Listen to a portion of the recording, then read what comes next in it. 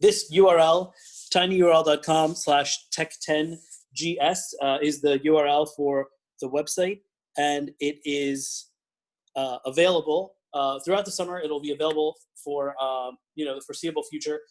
It has access to all the things that I've done so far in terms of websites and classes, which include starting a site and access to Google Training, Padlet for discussions, making hidden pages, G Suite integration, and using PBL for both to organize a class and as the product for a class. So, so those things are available all through the site. And now this menu kind of organizes that.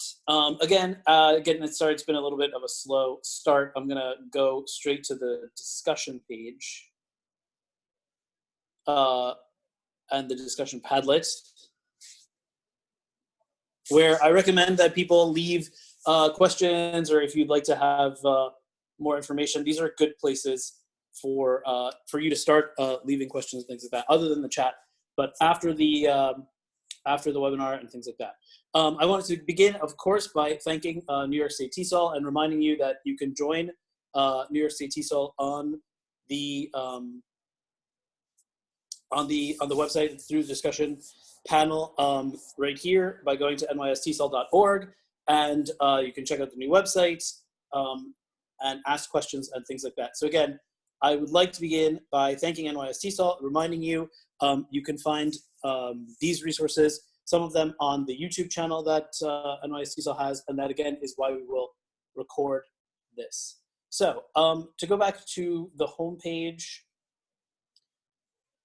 of my website and remind everyone that access to all of this is available at tinyurl.com/tech10gs, and that today I wanted to go from lesson plans to the Google site. How do I move from a kind of very typical standard lesson plan into a Google site step by step? So in terms of lesson planning, one should always talk about lesson planning for a moment or two. How do we do lesson planning? How does that differ from institution to institution? Because I know at different schools, you might have different procedures. Sometimes it's a mandatory thing. Sometimes it's something that you're just jotting your own notes down. Sometimes you create the material and you're comfortable. In this situation, I chose the library, the public library where I work, the New York Public Library, because we use a department-issued lesson plan. It's WIPIER format, which stands for warm-up, then introductions, then there are the 2 Ps of presentation and practice, then there's the evaluation phase, there's the application phase, and there's the reflection phase of the lesson. If you're here today to talk about Kahoot and think about Kahoot, I will show you how I use that and kind of integrate that toward the end when we get to the evaluation and reflection parts of the class and application. So that's where I want to kind of bring Kahoot in. But let's take a look at a site where I use that. So I'm going to take us to the library site that I use. Much like the previous webinars that I discussed, there is a hidden page that I use for lesson planning. And as you can see here, if you don't have access to the library's internal documents, you're not going to have access to the specific lesson plan. I believe I linked it inside my site. So we're going to take a look first at the different parts of the lesson plan, and then we'll see how that appears on the website that I made for the library. So again, we're moving back into the editing section of the Google site. That's why. And here I am moving to my personal account, which will have access to the lesson plans directly. So again, when moving from the lesson plan to the site, it's pretty easy when you're working with a Google Doc, which is what we use inside of the library. Again, we're bouncing around from pages now. I'm sorry, I'm just trying to connect the access. This should not be all these things.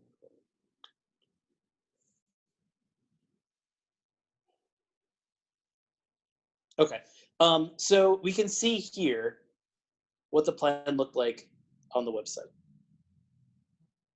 The lesson plan is appearing, and now we will go to that site. Okay, so we'll zoom in. This is a standard form, and it is done on Google Docs. It's handed to us, so we fill in. The students will be able to, in the objectives section, and then we list all of our materials, and then we go into the WIPIer format. What are we going to do for warm up and all those things? So here's the first part of moving from a lesson plan to a website. The first thing is when you gather your materials for the class, I usually gather the links together. So all the links I'm going to be using, I'll go to the site. You will see that includes a Kahoot in the body of the plan. But I note that I'm going to use a class website, which I use, and we're going to see how the plan turns out. And then I see like the textbook, Presentation Plus, YouTube videos that I'm going to be using, websites that I'm going to embed into my website later on. So whether I work from the website to the lesson plan or the lesson plan to the website, I've collected all the materials together, and those things will just be embedded. I can actually just copy and paste from these, and when I copy this, I'll go to the embed function inside the editing version, and by moving into that section and embedding, that is not supposed to happen. Sorry about that. Strangeness. Okay.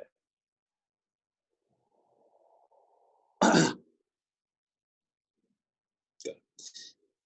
I don't know why the lesson plan is dissociating from itself. That is not supposed to happen at all. Okay. All right, so I can zoom in directly to the evaluation section here. Let me just make sure that this, sorry. Yeah, okay, this is working now. So notice here in the introduction section, we talk about the website, which I will embed. Here, the students will select volunteer activities from that website. Then we're going to use the textbook. So I talked about the board game on page 69 of the textbook, which is not going to be on the website.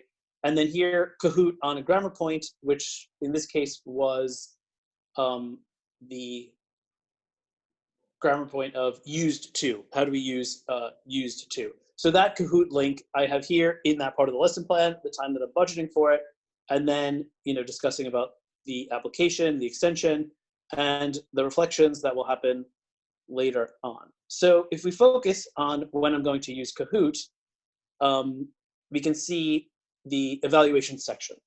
Like it just has the link to the Kahoot that I'm going to use, what is the grammar point that I'm studying, and the time that I've budgeted for that. And I have here the link that will go to that Kahoot in a second, but you can see what it looked like on the website itself. So here is a screenshot of the lesson that I taught on my class website that has, the unit, and then it has the review of the unit, and then here, the website, that New York service website, was embedded into the site. So again, that is from this part of the lesson plan where we have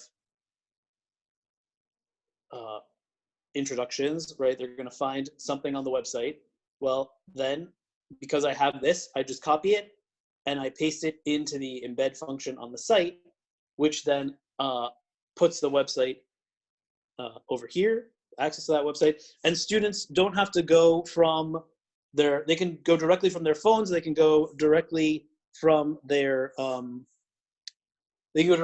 computers. If they have an iPad, if we're doing a Zoom class, they can work directly from the website because it's embedded into the site, and that enables them to use different websites in class. So again, going from the lesson plan where I collect the links I'm going to use, embedding them on the website, things like that. So then here we talk about reviewing the unit, live examples, and I have games. This here I just have as a link. So when I click on the link in class, it will go automatically to the Kahoot that we were working on. So I believe this does not link directly to the actual site. So then that would take us to the Kahoot for the class, which is again embedded on the site, embedded under the link. And since this was a live in-person class, it goes directly to this. You'll notice I'm not actually signed into Kahoot right now. I wanted to go through that whole process in a moment, but I want to show how, whether you're signed in or not, if you have a publicly available Kahoot and you put the link on your web page, you can just automatically click on that at the point that you would want to use it, and then you can demonstrate this in class. Now again, this was an in-person class. If you were doing this on Zoom, we're going to talk about how that would change. But if you're going to do a live version on Zoom, your students are going to need 2 access points. They'll need the laptop, and they'll need some sort of phone or iPad or second laptop or something of that nature in order to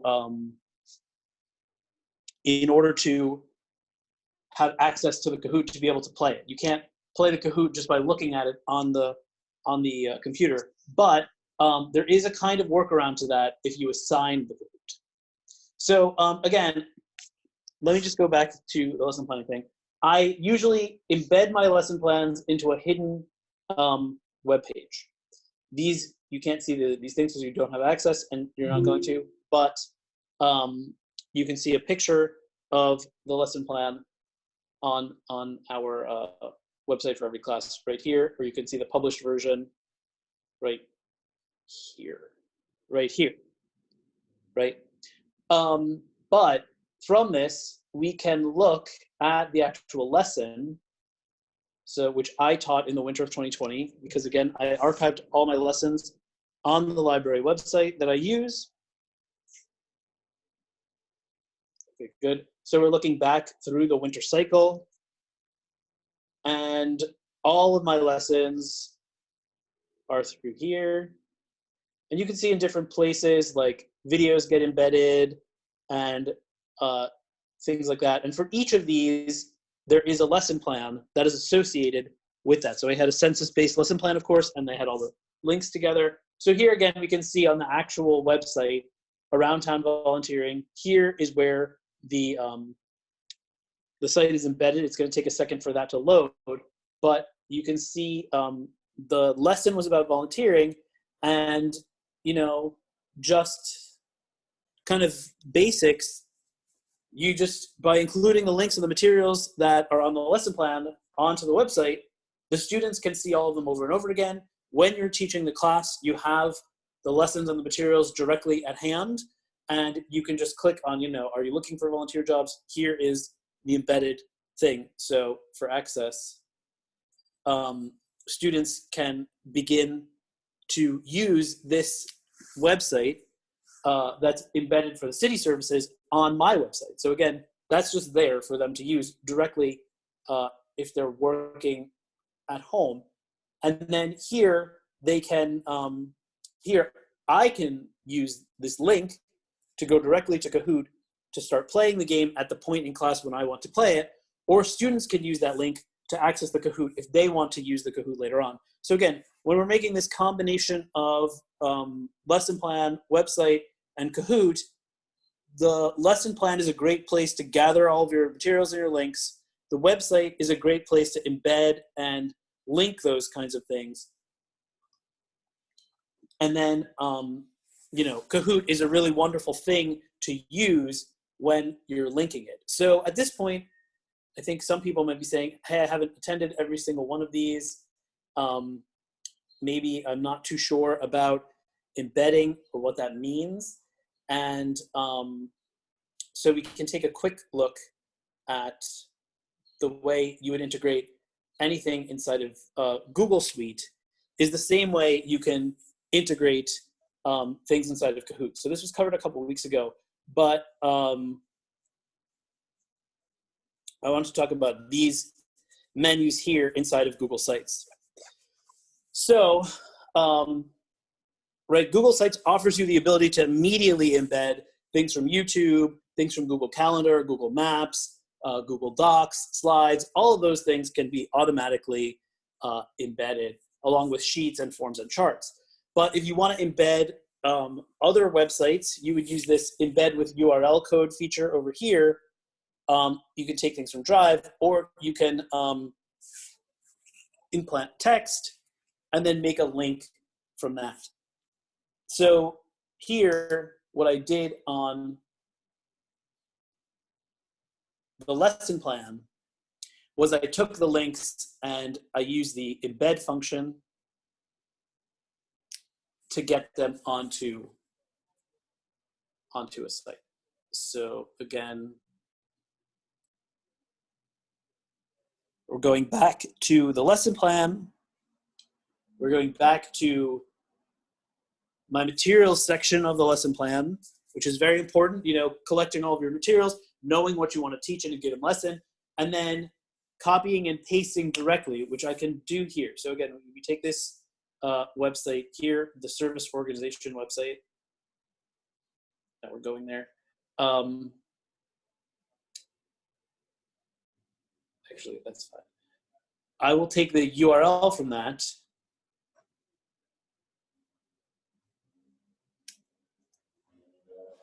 Which, again, when we're here looking at the lesson plan, which disappeared. Here, we have a link like this, the Kahoot link. We can copy it, just copy. And then when we're in Google Sites, in the editing function, this will take a minute to load.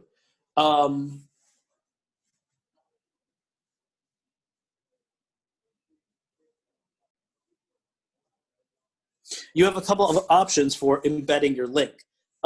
So when we're here at a blank point in the page, we'll go to the bottom. Here's a blank point. We click twice. As you see, click twice, you get the embedding wheel. You just hit text. You put the link in place. Here's the Kahoot link. To change that, I would just edit the link, as you see there. And it says the text. So what text do you want? We say Kahoot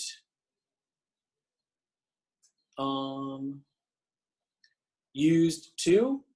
So we have that now, and that's linked directly. Here I can change the way, that makes it easier to see. Kahoot on used to. So again, I got the link from the lesson plan. I added the link to the website. And then, wait, I'm going to put it right here, that's fine. And then I can put it back on our site where here it says the Kahoot on used to. So now that link is available. As always, we remember to hit the publish button so that all of our changes inside of the Google site are published. And then we have the link in place so that when it's time in the class to show the link, to use the game, the link is there. And again, this applies to everything you could possibly use, but you would want, in a responsible kind of lesson plan mode, you would want to make sure that you had all of these things on your lesson plan, ideally, in this case, again, the lesson plan is a Google Doc. So if the lesson plan is a Google Doc, you have everything on the lesson plan right there. Then you can, just copy and paste directly from your Google Doc into the lesson plan. From the lesson plan, to the website, and then when you're in class and you have the website visible, like this, you just click on it, and we're making our way into the Kahoot. It goes straight to the game. It's ready to use. Now, before we use this kind of game or see how this kind of game works, we should talk about some Kahoot basics. We should talk about Kahoot basics, and I have those all laid out on this page of the website. So when you come to the top of this website, lesson plan to site plus Kahoot section of our website, we just talked about the lesson plan, what it looked like on the site. Here it is, the lesson plan, the evaluation section, which has the link to Kahoot, the way that the Kahoot link would appear, and we just did that together. So then we can make this turn into this, as you just saw, by copying this from the lesson plan and then pasting and editing the link onto the website. And then when it was on the student site, it looked like this. So I edited it to say games instead of Kahoot. And when I'm in class, I can click on the word games. We move on to the games right away. So this really gives us the opportunity to examine Kahoot. What is it? How do we use it? How can we use it in class through websites or not? The super basics of Kahoot are really quite simple. As the teacher, you log on to Kahoot.com. As the student, you go to Kahoot.it. This is probably one of the biggest stopping points for all of my students, for new teachers trying to use it. Teachers should go to Kahoot.com. There, you can make a Kahoot account, or you can use your existing Google account, or your existing, they have different ways for you to be able to sign in through different kind of SSOs and things like that. So you can use your Google account already and just sign in. You have a free account, no big deal. You can make your own free account using your email, things like that. But all of that is going to happen at Kahoot.com. That's where the teacher is going to find the quizzes. Everything's going to be there. Students should not be sent to Kahoot.com. If you send the students to Kahoot.com, then they have to figure out if they're a teacher or a student or all these other things. No. If you want a student or a player to play the game, you just go to Kahoot.it, which, yes, was strangely the domain ending for Italy at one point, but now those things don't mean as much as they once did. And Kahoot uses Kahoot.it for a kind of quick way to differentiate between the person who's making the game, the teacher, who goes to Kahoot.com, and the students who are playing the game who go to Kahoot.it. Now, if you, as a student or as a teacher, didn't want to go through all those website things, you can download the phone app. It's really the best way for students to access the games. Number one, because mostly they'll be playing them on their phones while you are using the screen. Another major advantage is that if you assign a Kahoot, and we'll get to that, we have here teach and we have assign as two options, but if you assign a Kahoot, someone's asking a question. If you assign a Kahoot, the students can then be dogged by the Kahoot, the Kahoot will follow them and ask them follow-up questions, more than just surveys. They might just ask them the questions over and over again, which is really good. So the Kahoot app, I usually recommend it for everyone. It's a faster way to sign in when you're playing on your phone. You just go to your usual app store and download the phone app. It is the best way for students to access the games. And it even allows you as a teacher to see, if you sign in with your teacher account, to see what you've assigned and to look at things like that. In this time of COVID and mobile teaching, Kahoot has been very on point as usual. They're a really good team, and they have allowed teachers, whether you have the free version of the class or not, they allow them to assign the Kahoot as a game rather than play the game live. And I have an assigned Kahoot here, but what happens when you assign Kahoot, it's great for flipped classes or things like that.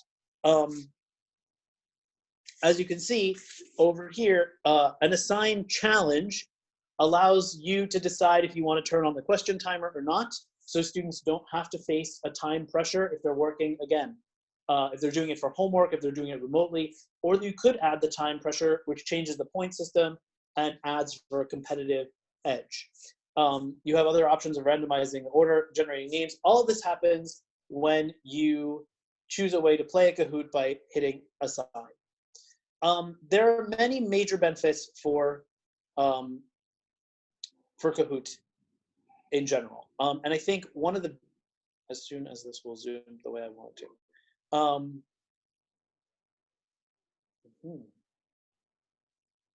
Bear with me one moment. Again, I'm sorry. Trying to zoom into the, here we are.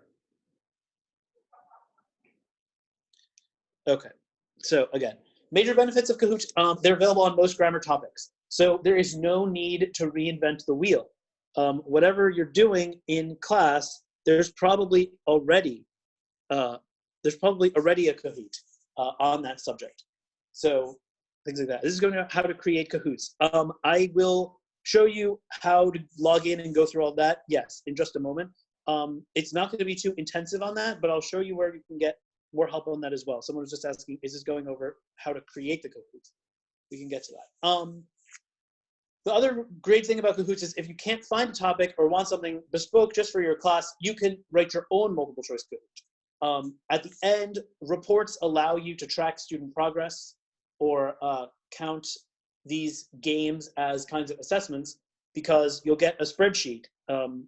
There are very different types of reports, and if you spend money on Kahoot, like if you join their pay accounts, you get more out of it. And I have never joined a pay account, so I can't really tell you too much about the pay form of it. But I know that the reports have more detail and are broken down visually differently. But no matter what, even the free account, you get a spreadsheet report every single time. And you can use this to make your own self-grading multiple choice tests or quizzes, right? Because you decide where the answers are, students can pick the right answers or not, and things like that. It is nearly universally loved by students. There are some major literacy benefits. Colors or shapes are kind of the way the answers are, and we'll show you how that works. But if you're dealing with ESL students who have very low literacy, they can choose the blue one, the red one, the shape, the triangle answer, right? So there are lots of different ways to answer and participate and ways to adjust everything so that lower literacy students can benefit. There are other formats such as jumbles and puzzles, but you have to pay money for those, and you can use them. You can use someone else's, but you cannot edit them, as we will see in these kinds of major drawbacks, which are number one strange drawback, as I said here, the plural of Kahoot is Kahoot !S because of branding and because of where the exclamation point is part of the word for Kahoot. It's just weird. Terrible. The pay version has a lot of features you can't even access on editing. If you try to edit a pay version one or use those features, it will just put it into a drafts folder and tell you have to pay before you can actually use it. So again, if you're using Kahoot as a free kind of situation, you must stick to the multiple choice. The free features are the only ones that you can use. Trying to use more advanced features will just result in you losing your work unless you pay. So that's important. The only other thing is that, the marketing can be annoying. There are a lot of paid versions you're going to see as we go over to Kahoot now, and things like that. Now, finally, before we, take a look over there, notice there's a comprehensive tutorial center available on Kahoot.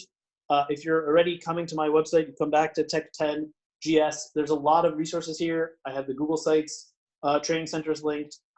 Here we have the Kahoot tutorials linked. So when you go here, it will take you directly to Kahoot's center for how to do all of these things. You can search Kahoot on Zoom. You can search Kahoot asynchronously. You can search Kahoot for assessment. Also inside of YouTube, and you will find a kind of endless amount of Kahoot tutorials. I was going to use a Kahoot to review using Kahoot, but as I said, I'm getting sick of saying the word. Let's go from signing in to making a Kahoot. It takes like mere minutes. So in a fresh window. Oh, fine, here. We'll go to Kahoot.com. All right, so step by step. And again, this is being recorded, so if you want to come back and look at this tutorial, you're more than welcome to.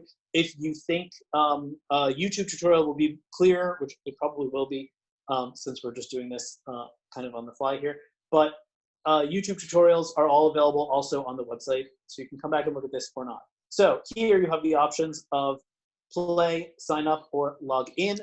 Again, we'll take a look at sign up very quickly. So I just clicked on sign up, and what it's going to do is it's going to give you the option to sign up like from scratch. Here we'll say as a teacher, and then we're working, I don't know, I work in higher education, and here you can just use your own email and make up your own password very quickly, or as I much prefer, you can sign up with Google because you already have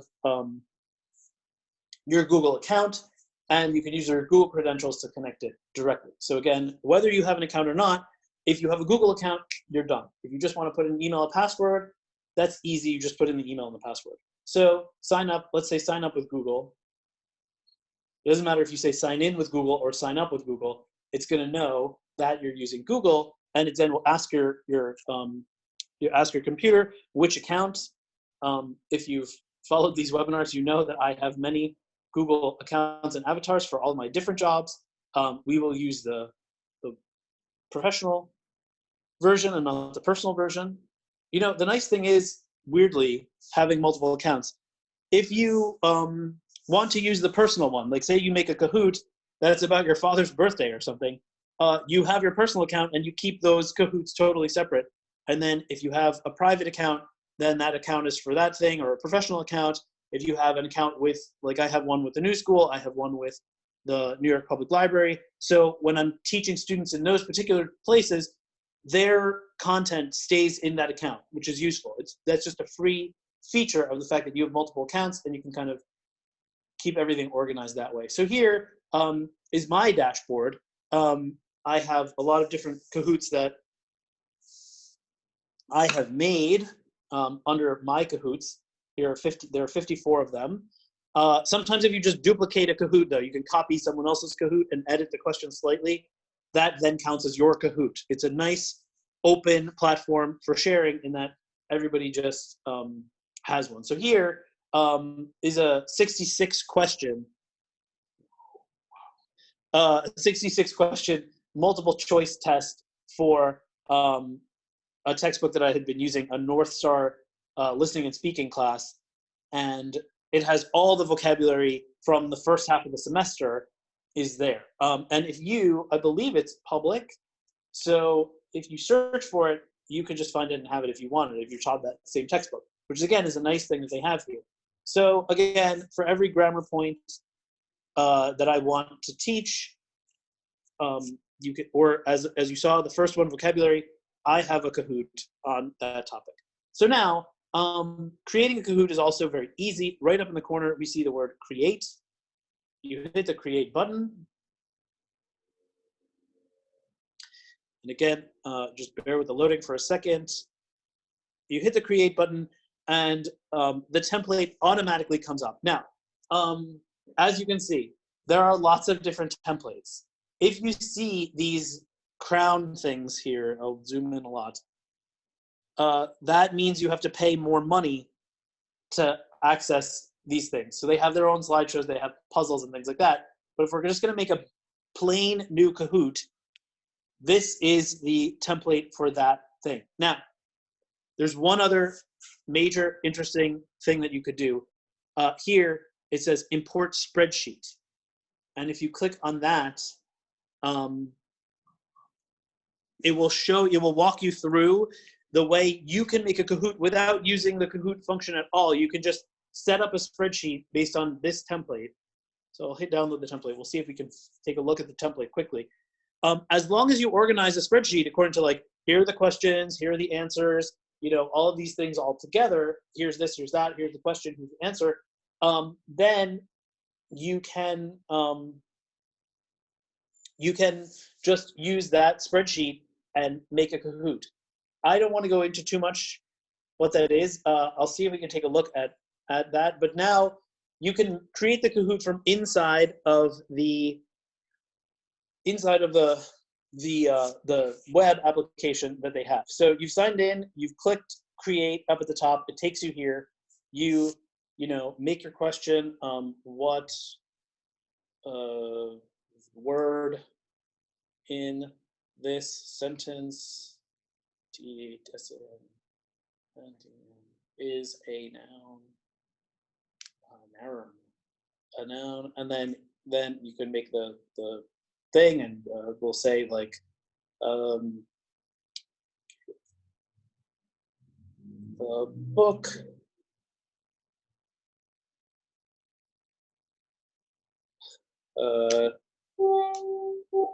oh man, so there's this. I've already hit the limit for the question. No, I haven't. I was just pushing the wrong key. Give the book to me, and maybe make it harder because we want to say like is the indirect object, and your students know all these things, right? So there's this, make a question mark. We want to have the grammar look nice. We are English teacher. You can decide how much time you want to give it. The option to have no time limit is set outside, like at the end when you decide, you can just turn off the time limits. So here, you can decide, do you want the students to have very little time or a great deal of time to answer the question? You can change that here, and then you can change it outside. Changing the points, 2,000 points, 0 points. The points will affect how quickly the students like win, how they kind of compete with each other. So you can make harder questions worth more. You can make trick questions worth 0 points. You can have as many right answers as you want. Image library, they have a limited image library. It's very limited because they want to encourage you to pay for their not limited library, which is, I don't know what the pricing is, but let's just pick a random picture because I can't even find a picture of a book. And the person and indirect object, whatever here, we'll choose the last one on the list. But adding an image does allow you to, someone's asking a question. No, you do not have to use an image in this situation, as someone is asking. I like to use images in the quizzes because they're more fun, and you can use images as hints. Like if you have a hint there, you don't have to use an image. You can leave it blank. Sometimes I like to use images of myself if I've taken pictures of myself doing silly things or things around my own house. Or again, if you did something with students and you have pictures of students, maybe that's an even better way to use the images. But the images are an optional tool, and again, that's optional. They're an optional tool for you to be able to kind of give hints or connect to students or make it more engaging. But again, you can put the image in. You cannot have these fancy image reveal tiles unless you pay more money.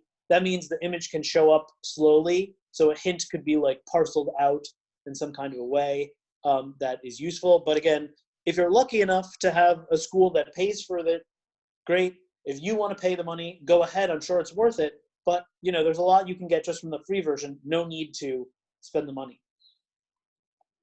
So here, I said what word in the sentence is the indirect object. That makes this pretty easy to make the choices because we just have to use the, just won me. And we just have to use the words that are in the sentence. And then we mark the correct answer, which is me. But here, what if I said, no, I marked it. So it's marked, you just check here, then you can change it. You can add images instead of text. This is another piece of the, I'm gonna get closer to this. This is another piece of the functionality that allows us to work with low literacy learners, or again, in this ESL context, when you want to give hints or clues that are not necessarily English or verbal, that works like that. So then, now we have our first question. We have a correct answer. We have all those things.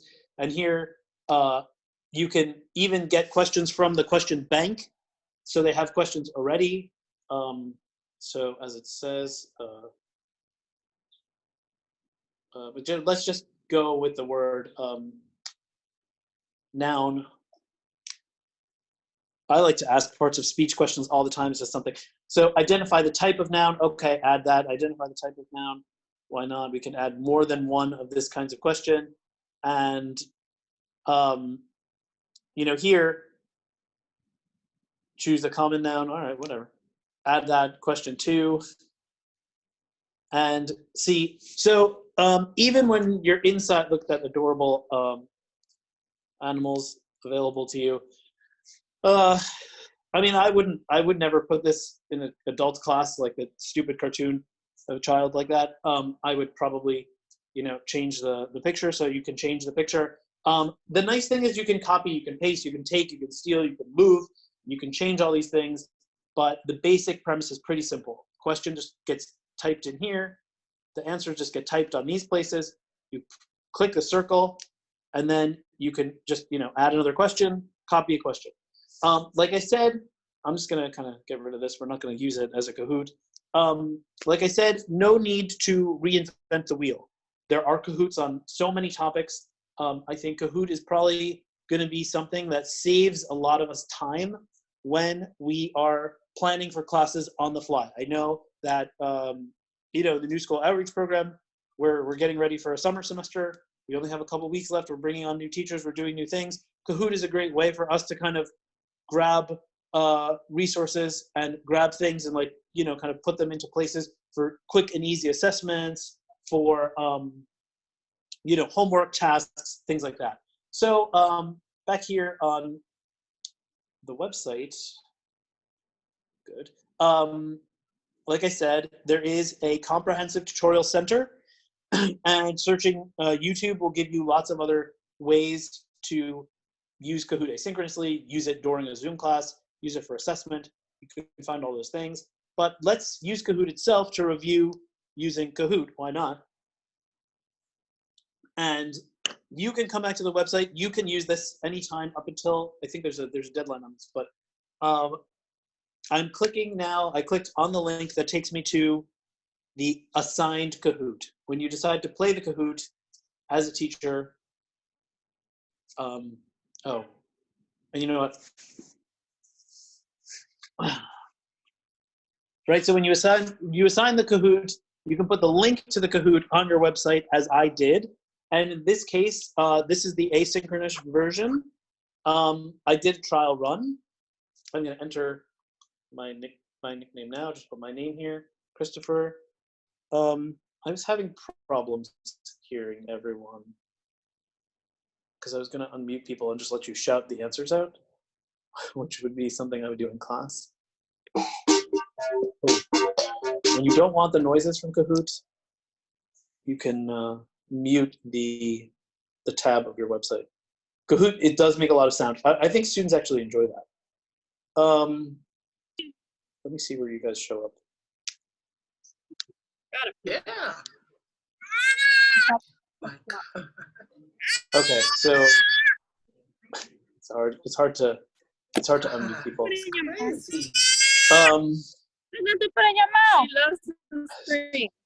Yeah. No.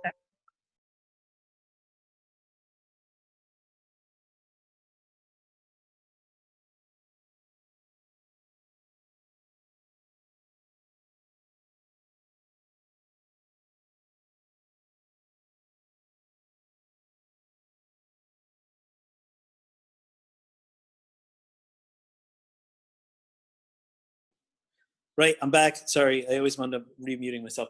Now we're playing the asynchronous version. And so here, what is Kahoot? You can answer and ask. You can read the answers out to your students, a worldwide platform game, a fun classroom engagement tool. In this case, all of the answers are correct because this is a kind of Kahoot marketing quiz anyway. But, right, so what is Kahoot? And then as you play the asynchronous version, which again, we're seeing the asynchronous version, as you play the asynchronous version, it's going to list people's points per question. but as other people come into the game, they will get added to that tally sheet. So it tells you what's happening up till the moment, but things like that. So how can you join the Kahoot community? It's a free account, so we click get a free account. It also turns out you can go to kahoot.com, like I said, kahoot.com, follow simple steps. The only thing you obviously are not going to do is a Skype interview with the CEO, obviously. Now again, any of you who want to play this game with me in an asynchronous function, we're not going to play all at the same time, but you can also play the game by clicking on this link where it says, let's review Kahoot with Kahoot. So next question about Kahoot, using Kahoot. I'm a Kahooter now. How do I start creating my first Kahoot? You can choose a type of Kahoot, which I think is what we're going to, right? How do you do that? Right. You choose some type of Kahoot, or you can get inspiration for public Kahoots. You pick a good title, description, audience. You hit the create button, as we saw, and that is how you do that. I think my trial run is beating me. How can I personalize my Kahoot? Right? So as we discussed, what are some of the ways to personalize a Kahoot? You can upload an image. You could add a YouTube video. You could add your own YouTube video. You can change time limits. You can award points. The only thing you cannot do is paint the screen. So we won't click on that. We will click on upload a YouTube video. And we see, again, most of these questions are right. The only thing you can't do is physically paint the screen, or there's no like painting or drawing program. But you can change the types of questions. You can change the time limits. You can add videos. Those are all ways to personalize your Kahoot. But also, there are other ways to personalize, like dragging questions in order to reorder them, adding questions, editing, duplicating, or trashing questions. All of those things are, of course, possible inside of the Kahoot creator, as we see here, right? When we're looking at the question editor, as I've zoomed in, they have edit, duplicate, and delete a question. So, of course, you're going to be able to copy questions, which is kind of useful if you just want to change one element of that question. You know, what word in the sentence is a noun? What word in the sentence is a verb? No need to retype what word in this sentence every single time. Just copy the questions over and over again, change the parts that you want to change, and you've got a really quick quiz really quickly and efficiently. If you don't like the question, of course, you delete it. To play Kahoot, what must you have? Right, when we're playing Kahoot, this is the important part here. Join at Kahoot.it. Really important. I mean, all of these things are a function, but the last one here, join at Kahoot.it, that is, you know, one of those key things that students and teachers get kind of mixed up sometimes.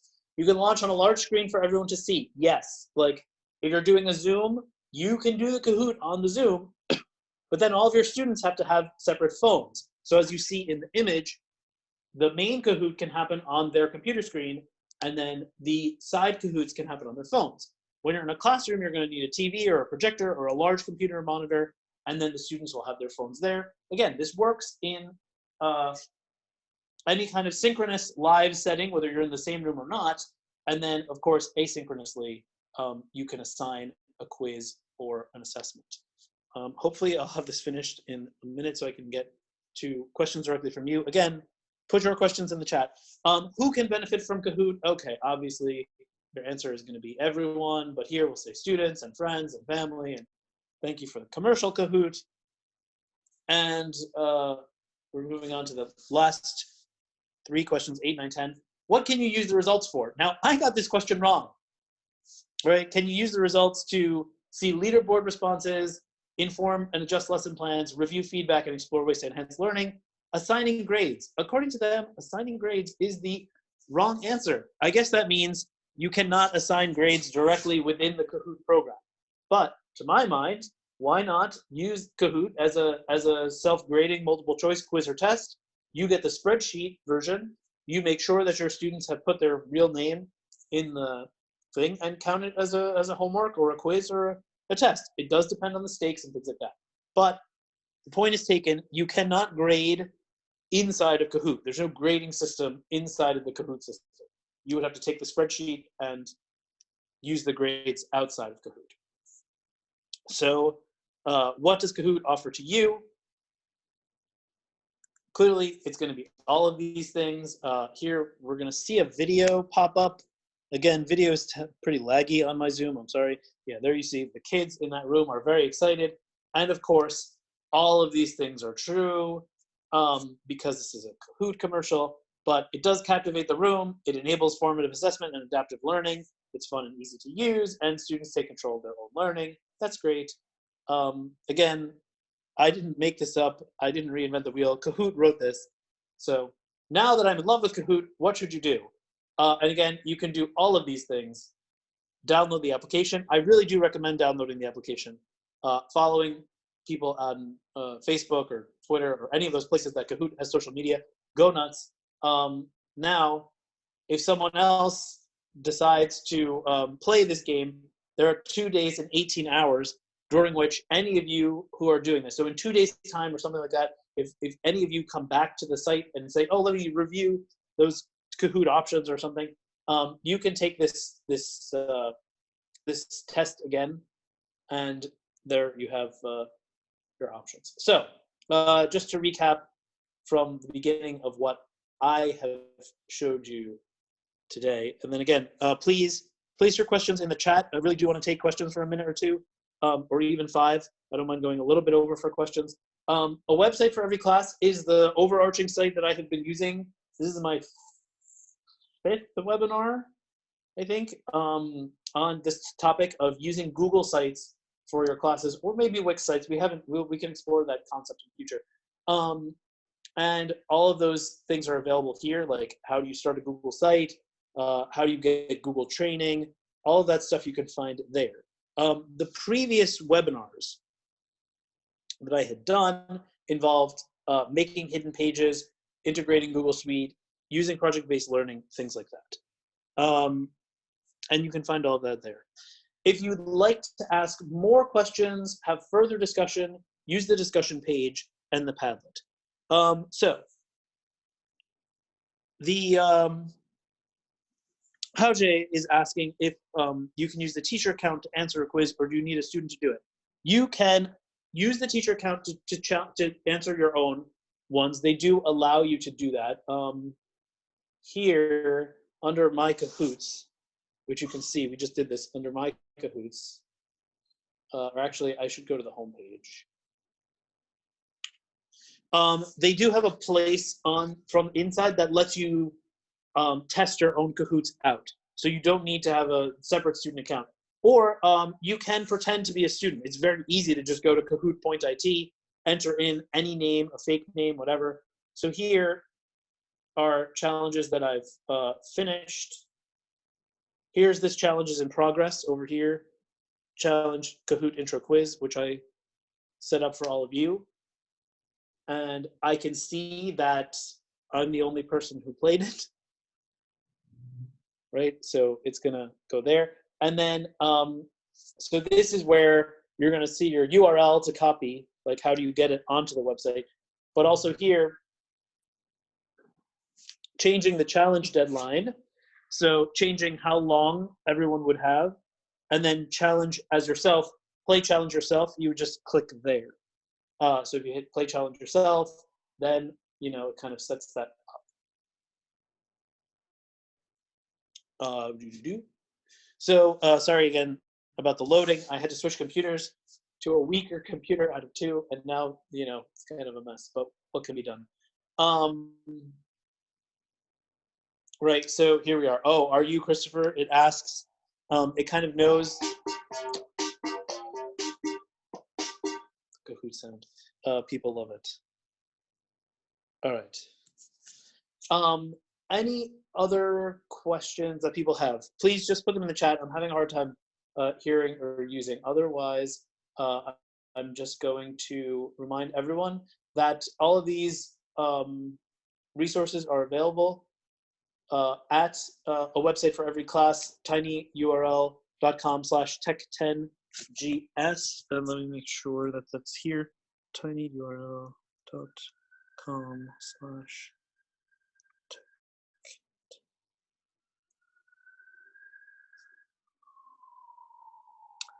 And of course, everyone is more than welcome to return to this, to watch the recording of this in the future. Oh, okay. And as Laura is recommending, there are grants and awards contests. Let me see. Actually, I'm sorry. This will take just a second.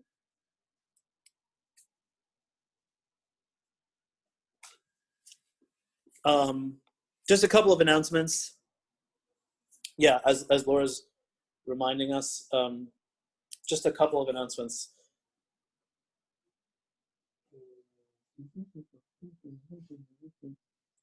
Where did this? Oh, this is the wrong person. Because again, there's the contest that Laura's mentioning in the chat. Now the link is available in the chat. And then among the tech SIG, the TELL SIG, we're trying to figure out how we can move forward in the future in terms of webinars or more like seminars or hands-on kinds of things. So here, again, if you'll just bear with my sloppy, here's the announcement. If you'll bear with my sloppy projectionism, and I'll go to present.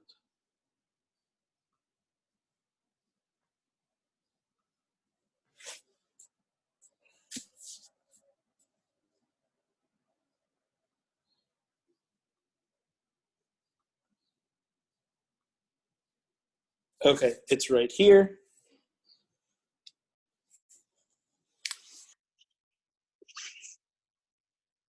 You're welcome. Thank you. Thank you everyone for attending.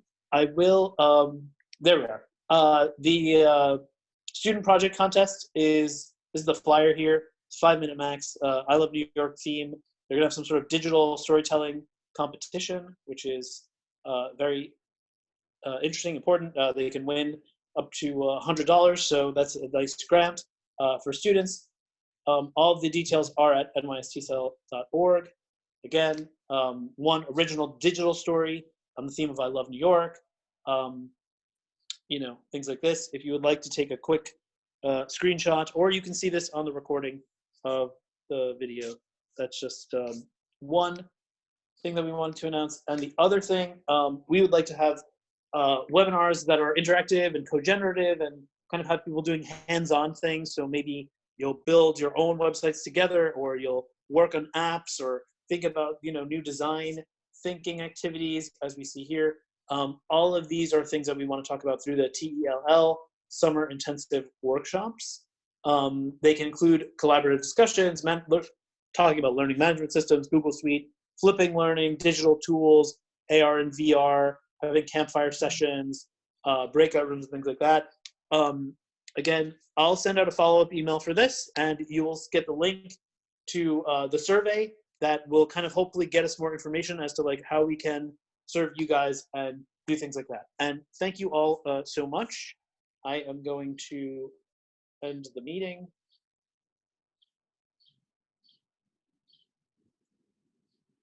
And no, wait, that's not where I want to go. I'll stop sharing my screen. That's where we go. Thank you.